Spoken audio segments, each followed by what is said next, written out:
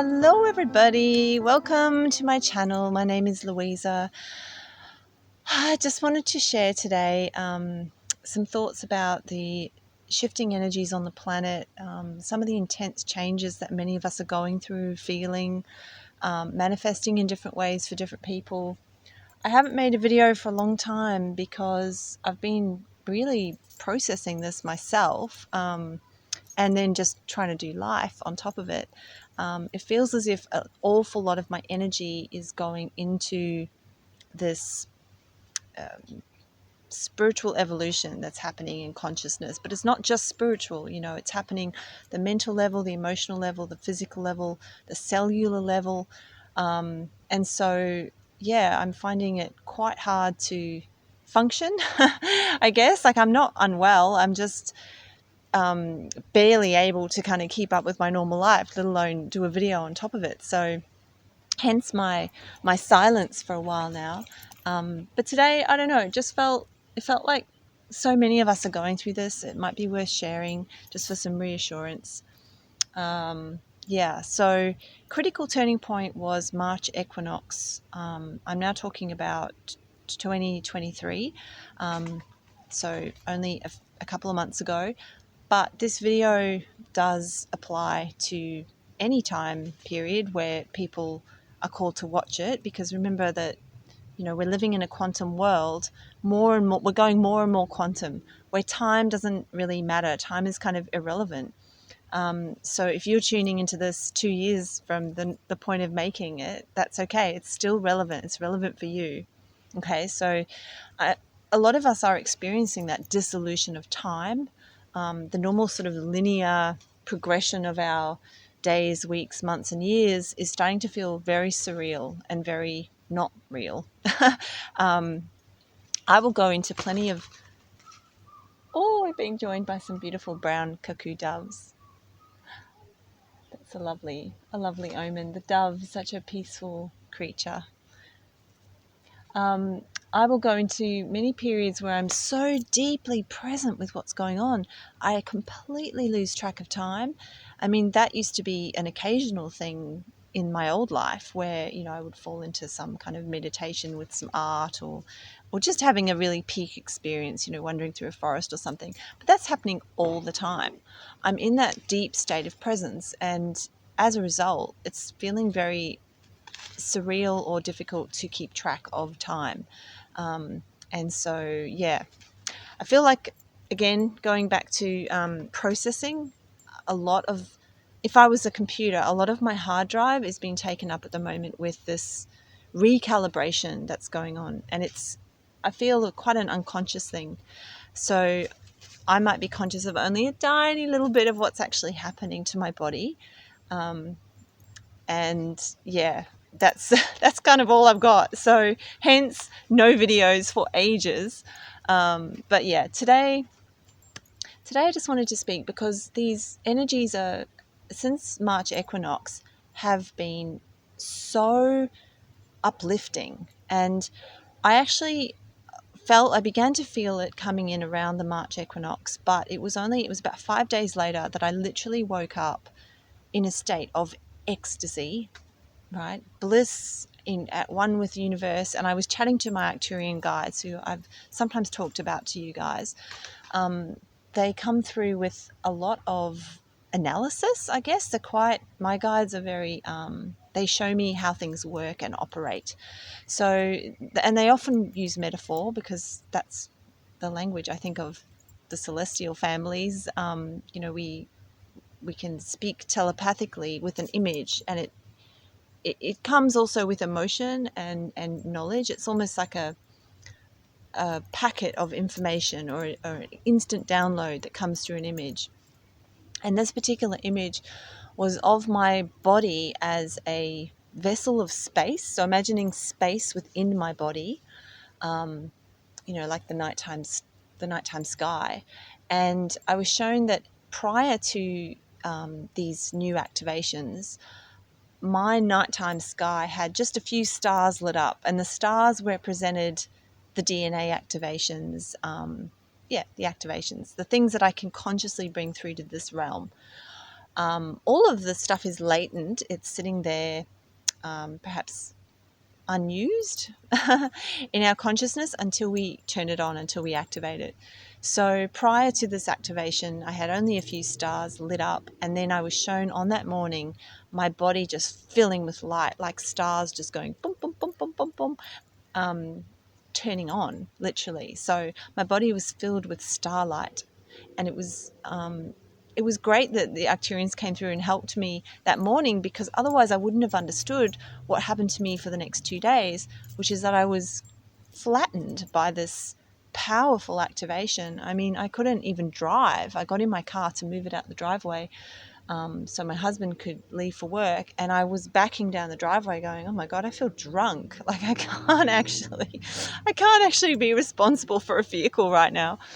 And I was like that for 2 days. I pretty much just, lay on the earth, communed with nature, did some ceremony, and kind of did nothing, rested, So around that time, I also became aware of some other channelers and spiritual teachers who were talking about this epic turning point that we've kind of reached, this threshold in our awakening, whereby we're in a new cycle now. Magenta Pixie talks a lot about it. I'm going to post links to a couple of people who are speaking on the subject that makes sense to me. So this idea that we've met a turning point, and certainly that was the information for me personally on that morning that I woke up.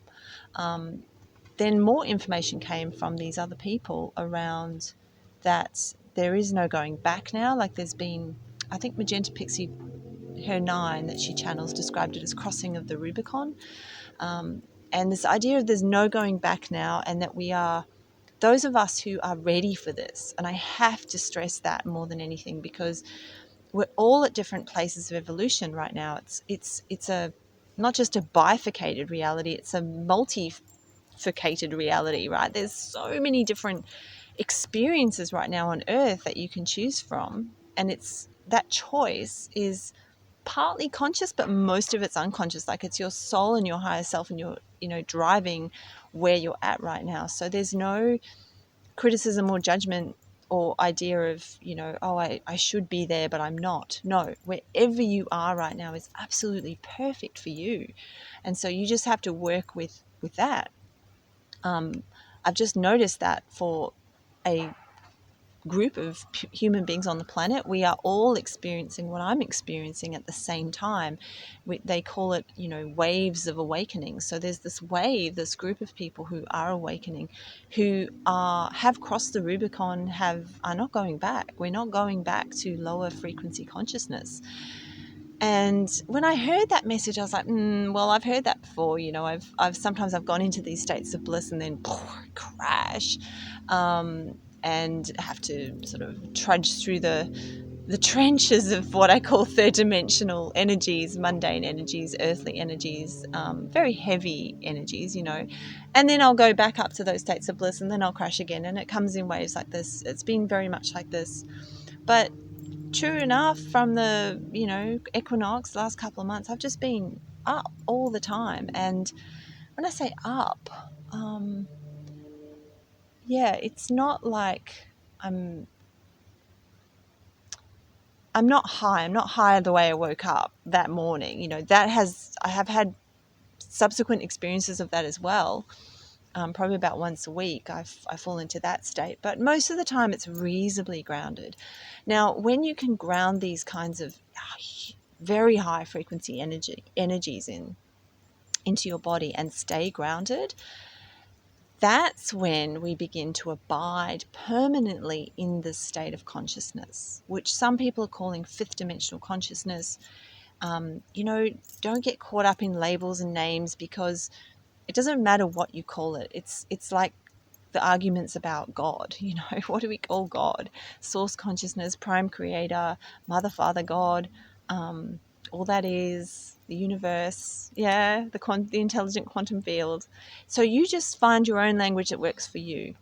But for me, fifth dimensional consciousness sums up this new state of being where we are literally in agreement, in alignment with all that is harmonious, loving, wise, compassionate, virtuous, strong, strength as in sovereignty, like knowing who you are and just being in that, and not wanting to seek approval, but yet at the same time not hurting other people in the process. It does happen.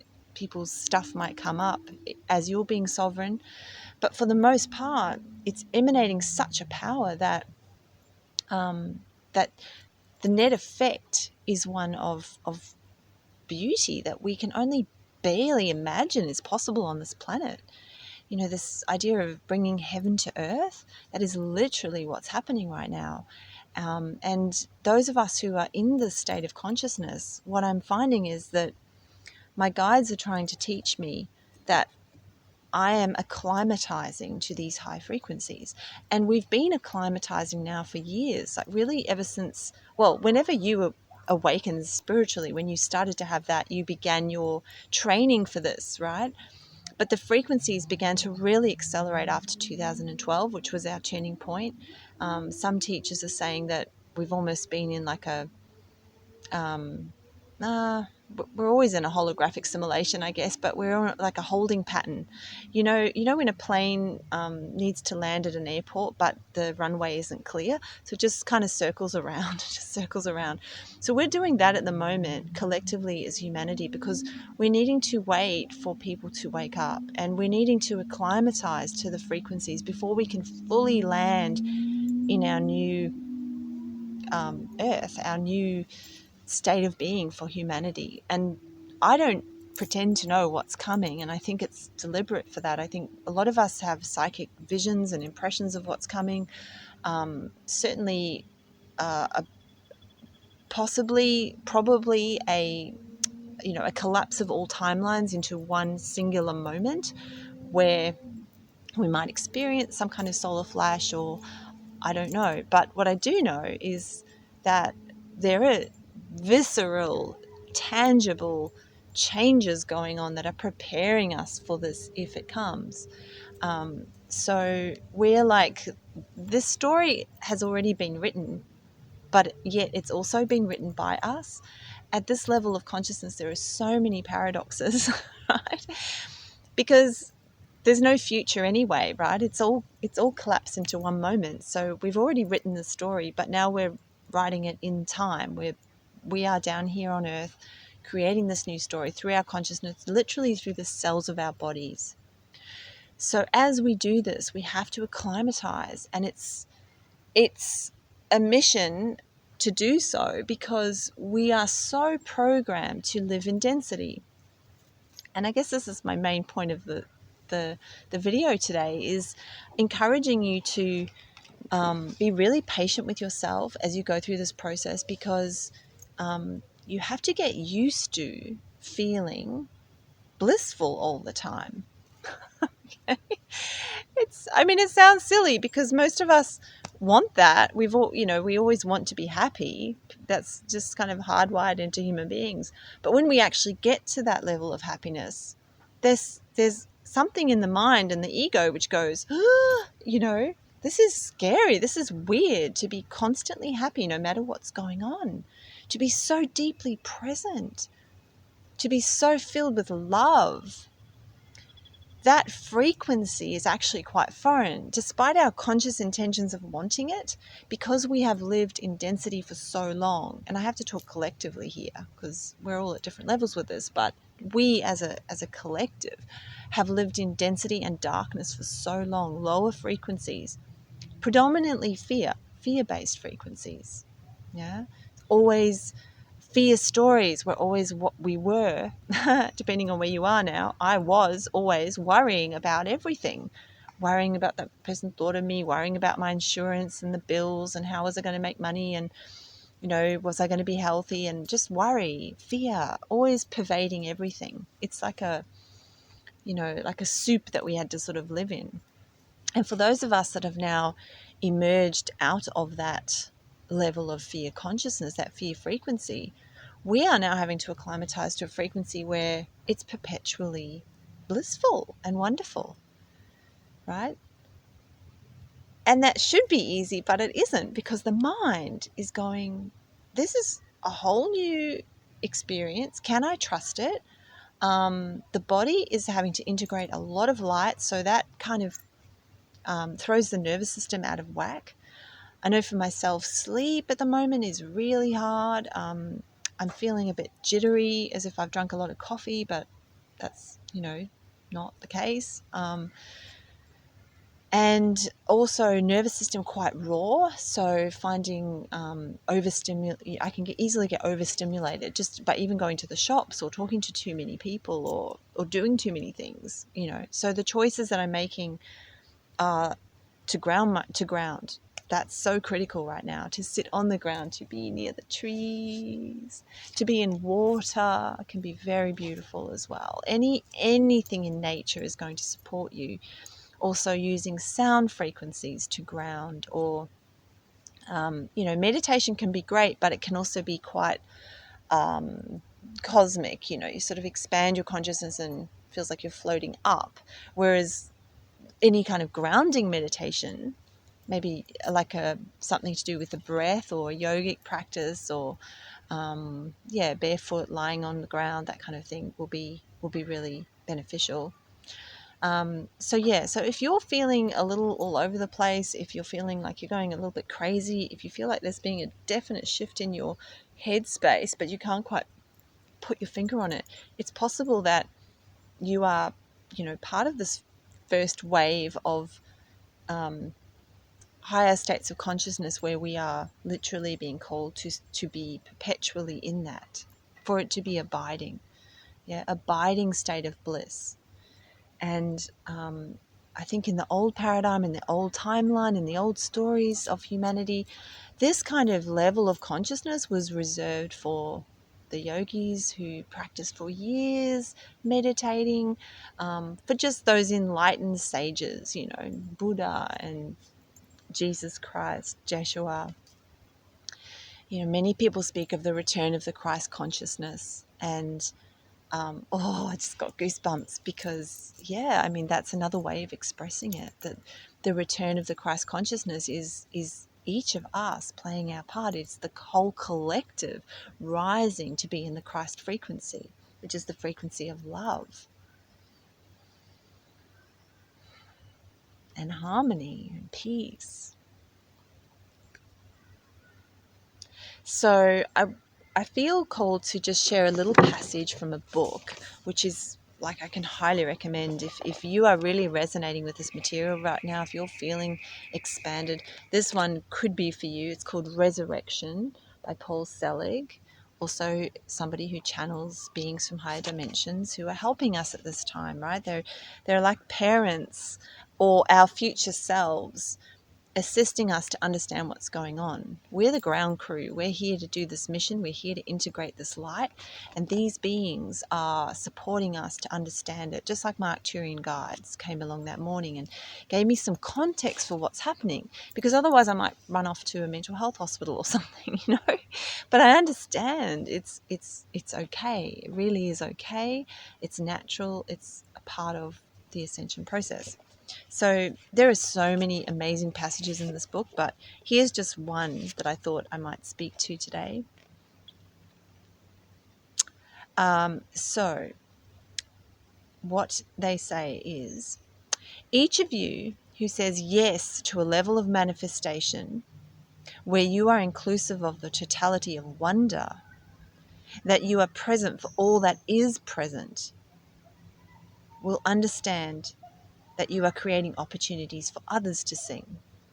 So what this means is, by embodying the light, by embodying the totality of wonder literally within yourselves, by being so present in this earth realm, by being so deeply in love with this earth realm and all that you are and all that you perceive, you are creating a pathway for others to sing. Right? You're modeling what it is like, and people are responding to your presence, even if unconsciously, and changing in that way. So that's the metaphor of singing, right? They use the metaphor of singing a lot, singing different notes, because musical notes are also frequencies. The reliance you have on what you knew is being moved from you, sometimes quickly, sometimes slowly. So again, we're all having different experiences here. And for some of us, it's really dramatic. We can lose our homes, our loved ones, our jobs. Um, everything changes, ripped out from under us kind of experience, always to serve the ascension process now, because we're all doing that. Whether we're kind of think we're on team light or dark, it doesn't really matter, because Gaia, planet Earth, is wishing to ascend, is on that ascension journey. So we're coming with her no matter what. So for some of us, it's going to look like a pretty messy experience, and it might be dramatic and sudden. I mean, when I had my psychosis in 2010, that was a good example of, being all of my comfort, my ego identities being ripped from me in an instant. So for others of us, though, it's a slow process. We're gradually acclimatizing, and that's been my experience in the recent years. Is that I'm rather gently and beautifully being guided and helped and supported to grow into this new state of being. Okay, so all of you are being asked, out of necessity, to transition from one agreement, one way of being, to another.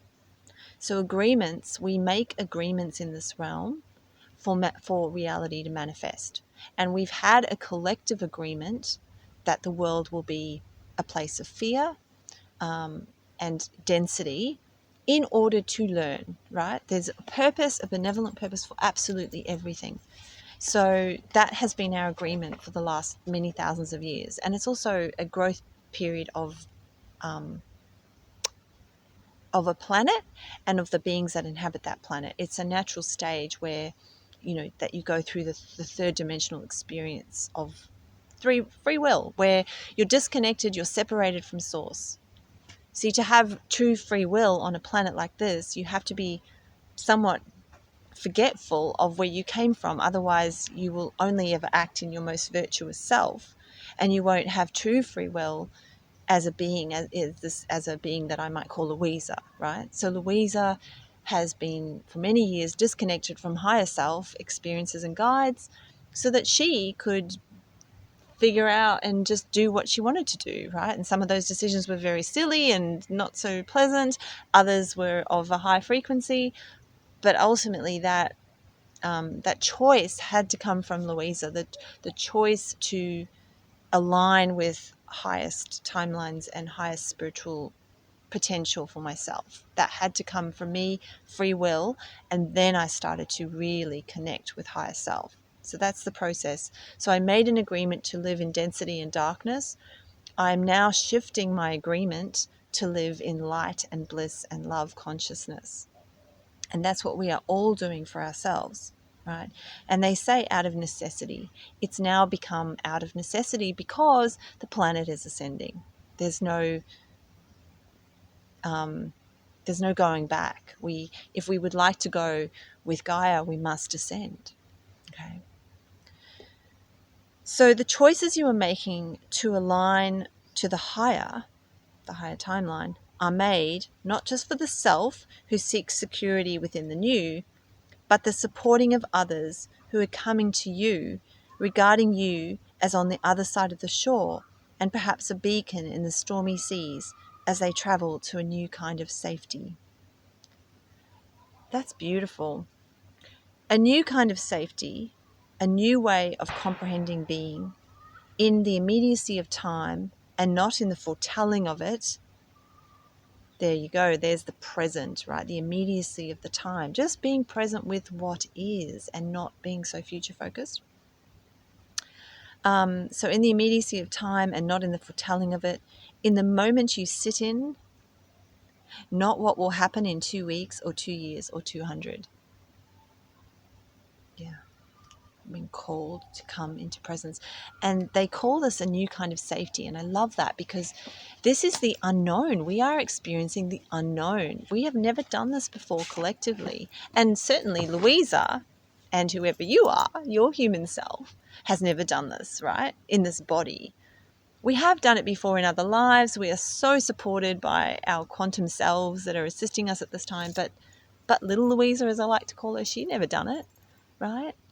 So it does feel scary, and that's why we have to continue to ground in these energies to feel safe in this new frequency. Anything that is unknown is inherently going to feel unsafe to the human being, because that's how we've been programmed and that's the experience we've been having. So we have to teach ourselves that it's okay to be in a state of bliss. It's okay to be in a state of love. It's okay to act from love. You know, if we come across a conflict of, I've had a few instances recently where I feel like people have done wrong by me in a 3D sense. Maybe not being fully honest or overcharged me for something. It can be the tiniest little thing. And I've been really checking into my reaction. Is my reaction and my response coming from a place of love? Do I need to assert my boundary here for the goodness of all, or do I just let it go and be in a state of forgiveness? But if I'm going to let it go and be in a state of forgiveness, it has to be genuine. There's nowhere to hide now. Our thoughts and our feelings are having karmic instant karma. They're coming back to us instantly. So by reflecting on, what is the highest good for myself and all, and then reacting, I'm noticing that I'm creating harmony wherever I go. And I call this like a white hole, how there's black holes in space where everything gets sucked into them. And I don't know why, but I guess because they're called black, I imagine them to be a bad thing. They're probably not. I don't know much about astronomy. But if I can use that as a metaphor, the white hole is like a vacuum as well, like a vortex. It sucks everything into it in a benevolent sense, right? So I am operating like a white hole of light and love. Whatever comes into my field is automatically sucked into that vortex of light and love that is pure source consciousness contained as a spark within myself. And it transmutes it instantly. Like, it transmutes it. This is why no harm can come to you when you are operating in the higher frequencies. This is why you can transmute anything that is evil or dark or of a lower frequency into love and light through this process. You become, literally, when you get to this stage, you just become a walking white light vortex that alters the frequency of the planet, no less, right? This is how you are in service when you do this work. And the beautiful thing is, you really, really, all you have to do is be.